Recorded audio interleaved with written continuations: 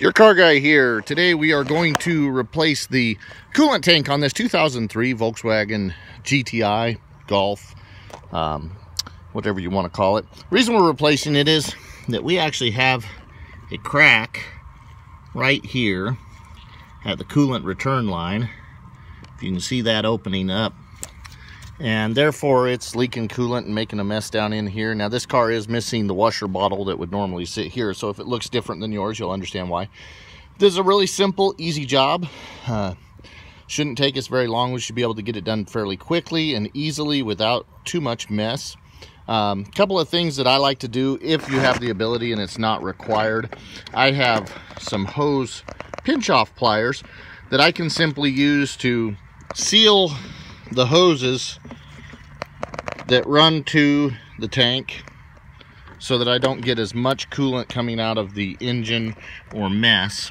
And see, and then right down here, directly in the middle there, that is the feed line to the engine and the radiator. And I'm just going to put a clamp-off plier on that. Now I can see too that someone at some point has changed the clamp out on that from the standard clamp that it had to a worm style, if you can just see it down under there, with a flathead worm drive clamp. So that won't be too big. What we're going to end up doing is we're going to remove the plug that goes to the internal sensor. You just squeeze on both sides to open up the locks, pull that out. These two, that line there, just snap in to those right there to free that up. Then we're going to remove two screws, one right there and one right there. That'll give us access to actually lift this up, and we can lift it up a little bit to get the hose on the bottom out. We'll take this hose off first just by squeezing this with a pair of pliers right here on the return line. Move that down, and then we can take that off so that we don't have this. Otherwise, this piece of plastic, the nipple, is going to stick in the hose, and we don't want to do that.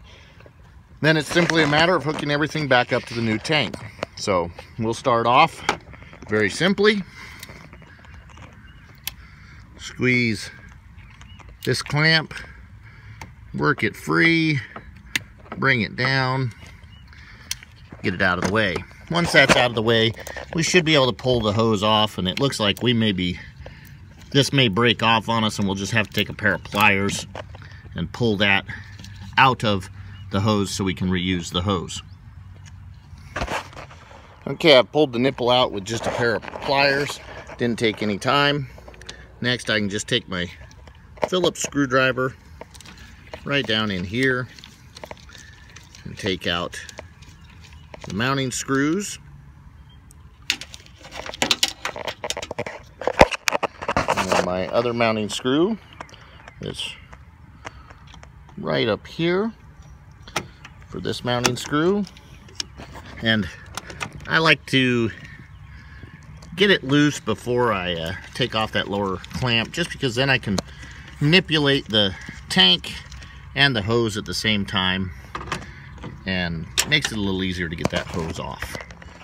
Okay, with my other hose disconnect or screws out, now I can lift this up, and see, that gives me nice access to get to this lower clamp and screw.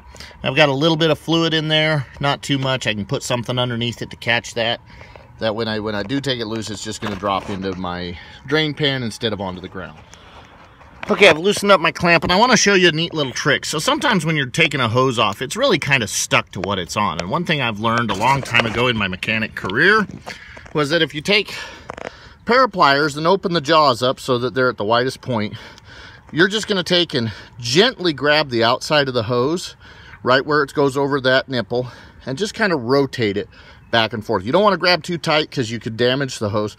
But if you're gentle, you can even put a rag over your pliers around the hose and then grab it and just work it back and forth to break it free from the seal that the rubber's made to the plastic or metal if you're working on something metal, and it makes it come off really easily. Okay, I didn't get to show it to you because it took two hands to do it, but I loosened up that hose on this lower fitting, simply slid it out, and then I just used my thumb to cover the fitting so I wouldn't lose. I probably lost maybe 3 tablespoons of coolant, and then I could just turn it and hold all the coolant right in that tank. didn't make a mess, made it nice and easy. Now it's just a matter of sliding in the new tank. We'll hook up that lower hose first.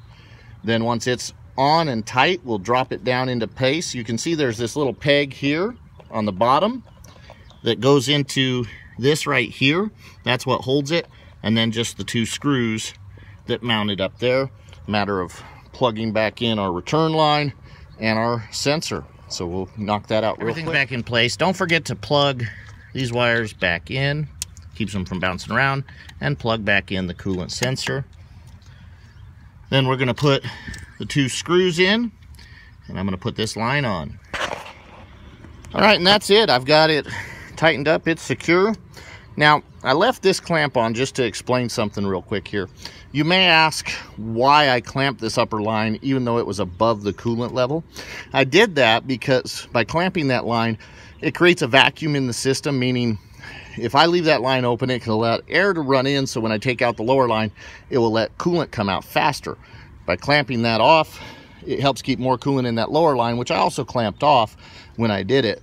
Now, if you don't have the hose clamp pliers, not a big deal. You can simply drain your coolant down a little bit and then just refill to the level before you do the job. Realistically, on most cars, all you're going to need tool-wise to do this is a Phillips screwdriver and a pair of pliers, because you'll have a spring clamp like this normally on that lower hose versus the worm clamp. Some people say, oh, I hate those spring clamps, they're terrible. They're really phenomenal, and what they're designed to do. With a worm drive clamp, you can over tighten it and it can cut the hose and cause problems, or crush the plastic nipple that's underneath there, and it'll cause you issues. Also, with heat and cooling, these will expand and contract, including these hoses. And that spring clamp allows for that expansion and contraction and maintains basically a fairly constant pressure on the hose. You know, it's very, very rare that one of those clamps fails. And when they do, you know, fine, it's time to replace it. But they do a great job. So this is it. All I've got to do now, I'm going to fill the coolant up, double check that everything's right, and make sure I don't have any leaks. This is your car guy. Don't forget to like and share our videos. Please subscribe to the channel. Help us to grow this. And if you have any questions, just send them a message and I will respond to you.